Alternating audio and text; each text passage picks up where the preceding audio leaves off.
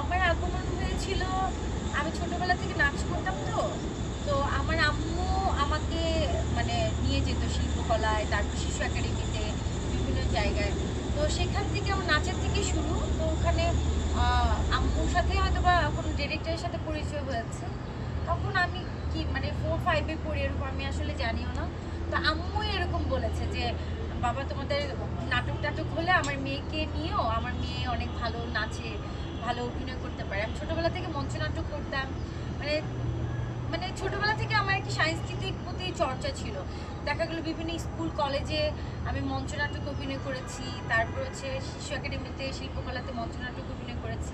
তো আম্মু সবসময় আর কি বলতো, কারোর সাথে পরিচয় হলে বলতো আমার মেয়েকে নিয়েও। আর আমি ছোটোবেলা দেখতেও সুন্দর ছিলাম, মানে খুব কিউট ছিলাম আর কি। তো ওনারা আমাকে তখন আর কি আম্মুকে ডাকতো যে আমাদের একটা বাচ্চা ক্যারেক্টার আছে বা ছোটোবেলার একটা ক্যারেক্টার আছে, মানে নায়িকার ছোটোবেলার ক্যারেক্টার আমাকে নেওয়া। তো তখন আম্মুর মাধ্যমে আর কি আমার মিডিয়াতে আসা। তো 1-2টা নাটক করেছি ছোটোখাটো রোলে। তারপরে তো আমার পড়াশোনার এসএসসি পরীক্ষা, তো মোটামুটি গ্যাপ ছিল। তার মাঝখানেও ছোটোখাটো কাজ টাজ পেলে যেতাম, করতাম। বা অতটা ইচ্ছা ছিল না যে অনেক জনপ্রিয় হওয়ার, জাস্ট কাজ করব বা অভিনয় করার শখের বিষয়ে কাজ করা। তো এভাবে করতে করতে একদিন পরিচয় হয়ে যায় হলো আমাদের হিটম্যান ছবির যেই পরিচালক প্রযোজক ওনাদের সাথে। তো জহির বাবু ভাই, আমাদের রাইটার জহির বাবু ভাই, তো উনি আমাকে দেখে বলে যে তুমি তো দেখতে সুন্দর, মানে নায়িকা টাইকা করবা কিনা।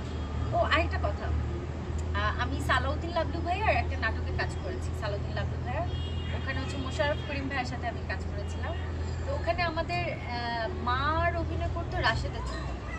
তো রাশেদা চৌধুরী আন্টি আমাকে বলছিল যে শিলা তুমি তো দেখতে সুন্দর আছো বা লম্বা চূড়া, আমার ছোটোবেলা থেকে আমি অনেক লম্বা। তো আমাকে বলে যে তুমি তো লম্বা চূড়া, অনেক ভালো হাইট, তো তুমি কি মানে সিনেমাতে কাজ করার তোমার ইচ্ছা আছে নাকি? তা আমি বলছি না না সিনেমা করবো না, একটা ভয় ভয় ব্যাপার। না না আন্টি আমি সিনেমা করবো না।